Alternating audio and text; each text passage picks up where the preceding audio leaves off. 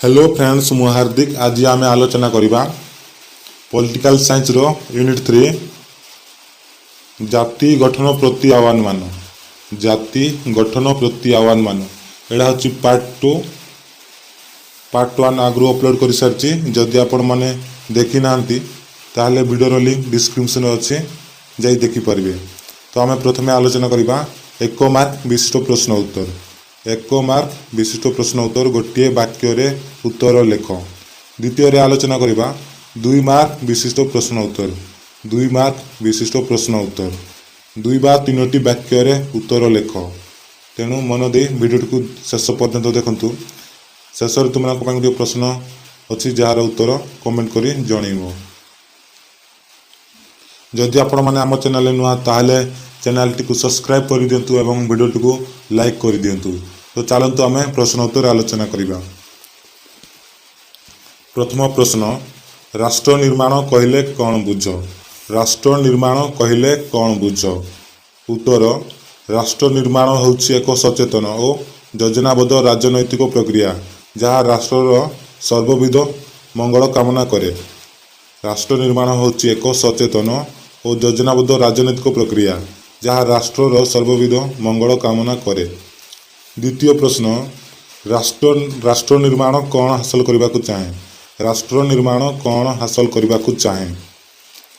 उत्तर राष्ट्र निर्माण भावगत संहति सहित वस्तुगत विकास एकत्र हासिल करने को चाहे।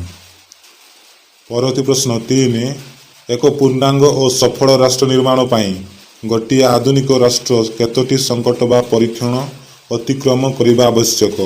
एक पूर्णांग और सफल राष्ट्र निर्माण पाई गोटे आधुनिक राष्ट्र केतोटी संकट बा परीक्षण अतिक्रम करने आवश्यक। उत्तर एक पूर्णांग और सफल राष्ट्र निर्माण पाई गोटे आधुनिक राष्ट्र 6 गोटी संकट बा परीक्षण अतिक्रम करने आवश्यक। प्रश्न नंबर 4 भारतर जातीय पताका केबे संविधान सभा गृहीत होइथिला। भारतर जातीय पताका केबे संविधान सभा गृहीत होइथिला।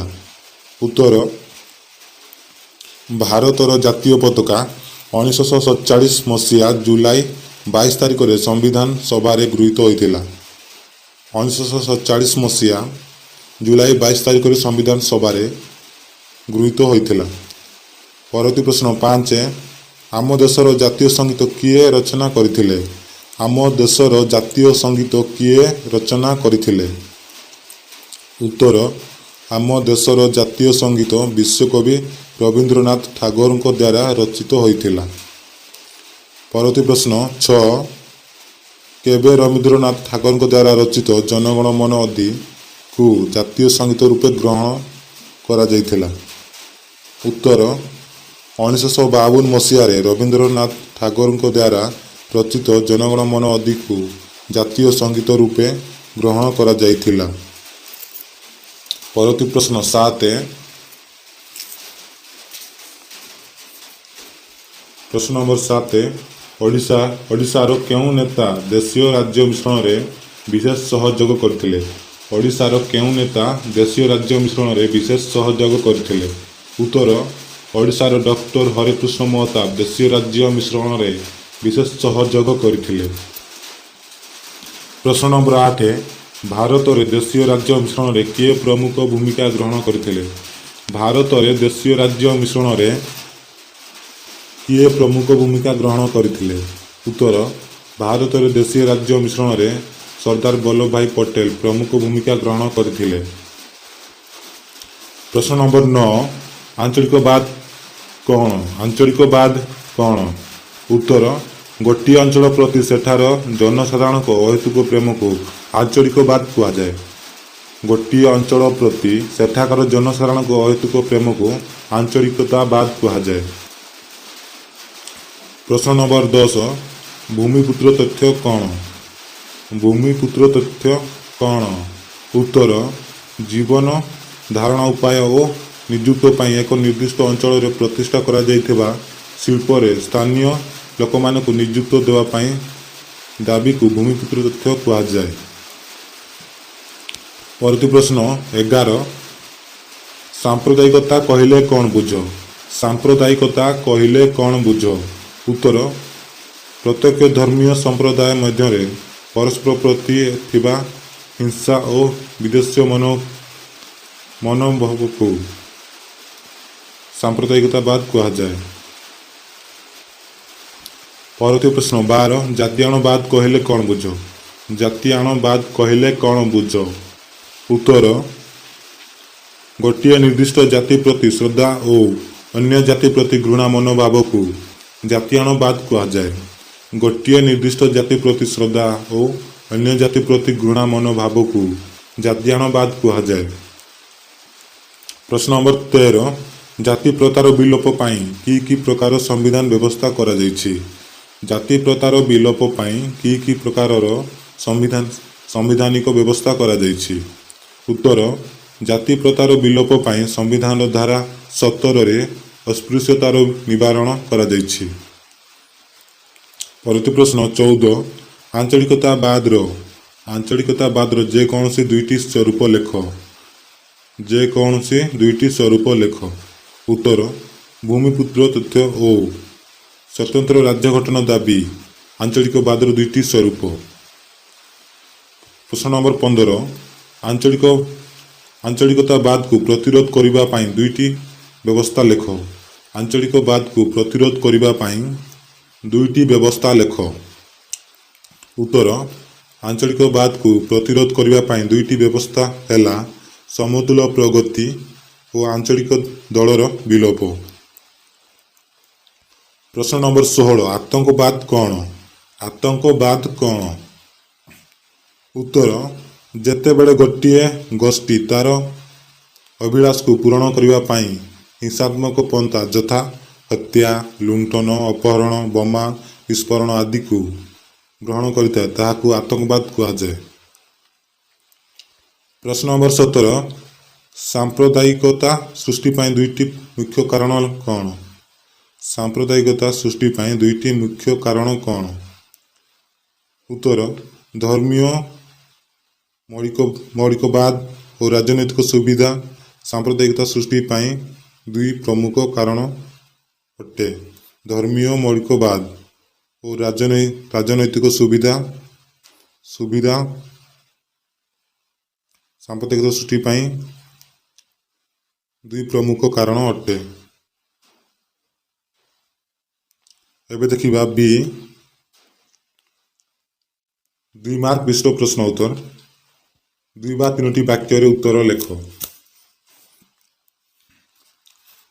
ପ୍ରଥମ ପ୍ରଶ୍ନ, ସାମ୍ପ୍ରଦାୟିକତାବାଦ କ'ଣ? ସାମ୍ପ୍ରଦାୟିକତାବାଦ କ'ଣ? ଉତ୍ତର, ଧର୍ମକୁ ଆଧାର କରି ସଂଗଠିତ ହୋଇଥିବା ଗୋଟିଏ ଗୋଷ୍ଠୀକୁ ସମ୍ପ୍ରଦାୟ କୁହାଯାଏ। ରାଷ୍ଟ୍ରରେ ବସବାସ କରୁଥିବା ବିଭିନ୍ନ ସମ୍ପ୍ରଦାୟ ମଧ୍ୟରେ ଥିବା ପରସ୍ପର ପ୍ରତି ଘୃଣା, ବିଦ୍ୱେଷ, ହିଂସା ଓ ସଂକୀର୍ଣ୍ଣ ମନୋଭାବକୁ ସାମ୍ପ୍ରଦାୟିକତାବାଦ କୁହାଯାଏ। ଏହା ରାଷ୍ଟ୍ର ନିର୍ମାଣ ତଥା ଜାତୀୟ ସଂହତି ପ୍ରତି ବିପଦ ସୃଷ୍ଟି କରିଥାଏ। ପ୍ରଶ୍ନ ନମ୍ବର 2, ଆଞ୍ଚଳିକତାବାଦ କ'ଣ? ଆଞ୍ଚଳିକତାବାଦ କ'ଣ? ଉତ୍ତର, ଆଞ୍ଚଳିକତାବାଦ ହେଉଛି ଏକ ସଂକୀର୍ଣ୍ଣ ଚିନ୍ତାଧାରା ଯାହା ଗୋଟିଏ ଅଞ୍ଚଳର ଲୋକମାନଙ୍କ ମନରେ ସେହି ଅଞ୍ଚଳ ପ୍ରତି ଅହେତୁକ ପ୍ରେମ ଭାବ ଜାଗ୍ରତ କରିଥାଏ। ଏହା କେନ୍ଦ୍ର ସରକାରଙ୍କ ବିରୋଧରେ ଏକ ଆନ୍ଦୋଳନ। ଆଞ୍ଚଳିକତାବାଦ ହେଉଛି ଏକ ସଂକୀର୍ଣ୍ଣ ଚିନ୍ତାଧାରା ଯାହା ଗୋଟିଏ ଅଞ୍ଚଳର ଲୋକମାନଙ୍କ ମନରେ ସେହି ଅଞ୍ଚଳ ପ୍ରତି ଅହେତୁକ ପ୍ରେମ ଭାବ ଜାଗ୍ରତ କରିଥାଏ। ଏହା କେନ୍ଦ୍ର ସରକାରଙ୍କ ବିରୋଧରେ ଏକ ଆନ୍ଦୋଳନ। ପ୍ରଶ୍ନ ନମ୍ବର 3, ଜାତିବାଦ କହିଲେ କ'ଣ ବୁଝ? ଜାତିବାଦ କହିଲେ କ'ଣ ବୁଝ? ଉତ୍ତର, ଉଗ୍ର ଜାତିପ୍ରୀତି ଓ ଅନ୍ୟ ଜାତି ସହ ତୁଳନାତ୍ମକ ବିଦ୍ୱେଷ ଜନିତ ଚେତନାକୁ ଜାତିଆଣବାଦ କୁହାଯାଏ। ଯେତେବେଳେ ସମାଜରେ ଗୋଟିଏ ଜାତିର ଲୋକମାନେ ଅନ୍ୟ ଜାତିର ଲୋକମାନଙ୍କୁ ଘୃଣା କରି ନିଜକୁ ଶ୍ରେଷ୍ଠ ମଣିଥାନ୍ତି ତାହାକୁ ଜାତିବାଦ କୁହାଯାଏ, ଯାହା ସାମାଜିକ ବିଶୃଙ୍ଖଳା ସୃଷ୍ଟି କରିବା ସହିତ ଦେଶ ଗଠନରେ ପ୍ରତିବନ୍ଧକ ସୃଷ୍ଟି କରିଥାଏ।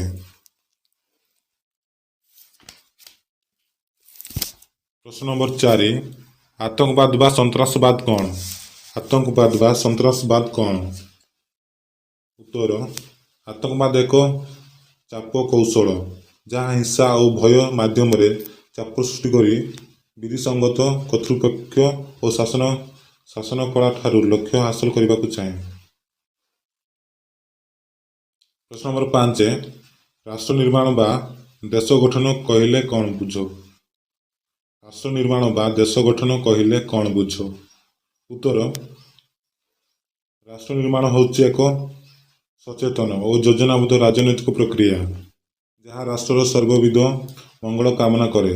ଏହା ସମାଜର ଗୁଣାତ୍ମକ ପରିବର୍ତ୍ତନ ଉପରେ ଗୁରୁତ୍ୱ ପ୍ରଦାନ କରେ। ପ୍ରଶ୍ନ ନମ୍ବର 6 ଧର୍ମାନ୍ଧ କହିଲେ କ'ଣ ବୁଝ?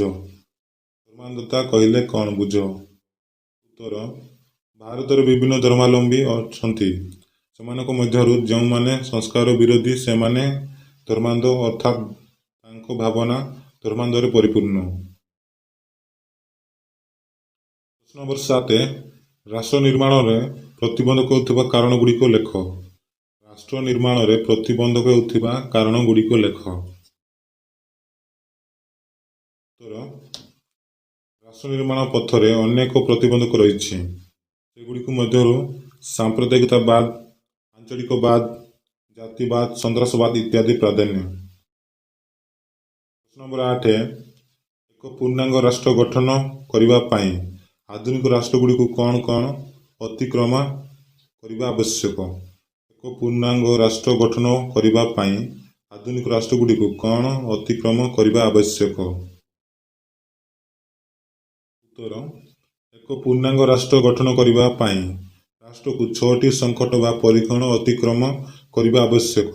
ସେଗୁଡ଼ିକ ହେଲା ପରିଚୟ, ବିଧିସଙ୍ଗତ, ଅନ୍ତଃପ୍ରବେଶ, ଅଂଶଗ୍ରହଣ, ସଂହତି ଓ ବିତରଣ। ପ୍ରଶ୍ନ ନମ୍ବର 9 ରାଷ୍ଟ୍ର ନିର୍ମାଣର 2ଟି ଉପାଦାନ ଲେଖ। ରାଷ୍ଟ୍ର ନିର୍ମାଣର 2ଟି ଉପାଦାନ ଲେଖ। ଉତ୍ତର ରାଷ୍ଟ୍ର ନିର୍ମାଣ ପାଇଁ ଅନେକ ଉପାଦାନ ରହିଛି। ସେଗୁଡ଼ିକ ମଧ୍ୟରୁ 2ଟି ହେଲା ଜାତୀୟ ଲକ୍ଷ୍ୟ ଓ ସୁଦକ୍ଷ ନେତୃତ୍ୱ। ପ୍ରଶ୍ନ ନମ୍ବର 10 ରାଷ୍ଟ୍ର ନିର୍ମାଣରେ ବୁଦ୍ଧିଜୀବୀମାନଙ୍କର ଭୂମିକା କ'ଣ? ରାଷ୍ଟ୍ର ନିର୍ମାଣରେ ବୁଦ୍ଧିଜୀବୀମାନଙ୍କର ଭୂମିକା କ'ଣ?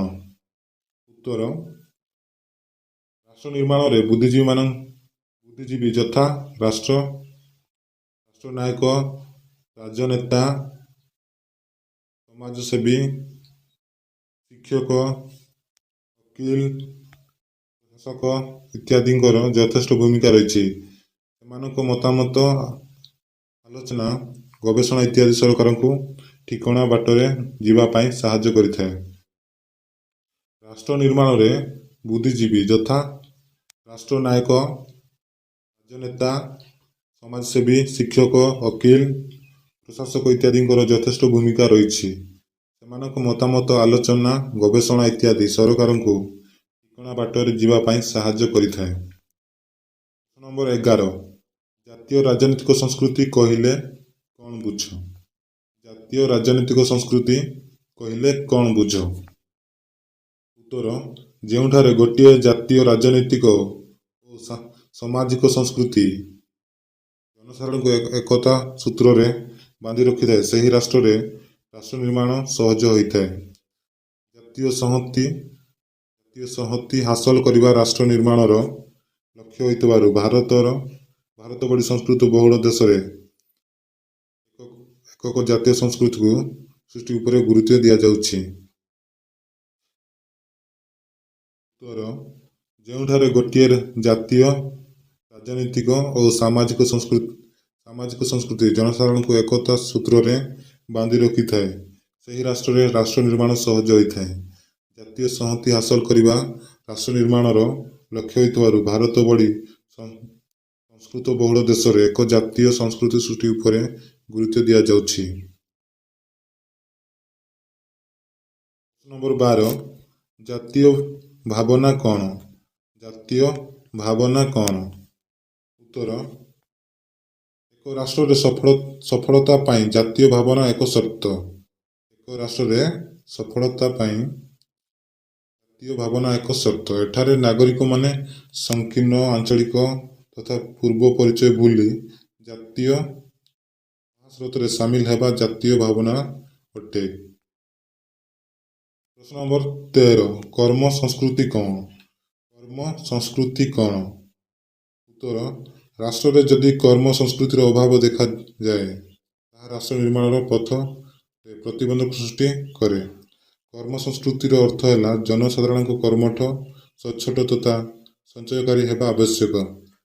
ରାଷ୍ଟ୍ରରେ ଯଦି କର୍ମ ସଂସ୍କୃତିର ଅଭାବ ଦେଖାଯାଏ ତାହା ରାଷ୍ଟ୍ର ନିର୍ମାଣର ପଥରେ ପ୍ରତିବନ୍ଧକ ସୃଷ୍ଟି କରେ।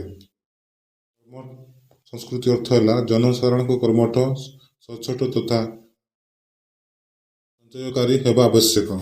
ତ ଆଜିର ପ୍ରଶ୍ନ ଉତ୍ତର ଶେଷ ହୋଇଯାଇଛି। ଏବେ ଆସିଛି ତୁମମାନଙ୍କ ପାଇଁ ଗୋଟିଏ ପ୍ରଶ୍ନ, ଯାହାର ଉତ୍ତର ତୁମେମାନେ କରି ଜଣାଇବ। ତୁମମାନଙ୍କ ପାଇଁ ପ୍ରଶ୍ନ ହେଲା, ଆମ ଦେଶର ଜାତୀୟ ସଙ୍ଗୀତ କିଏ ରଚନା କରିଥିଲେ? ଆମ ଦେଶର ଜାତୀୟ ସଙ୍ଗୀତ କିଏ ରଚନା କରିଥିଲେ? ଉତ୍ତର କମେଣ୍ଟ କରି ଜଣାଅ।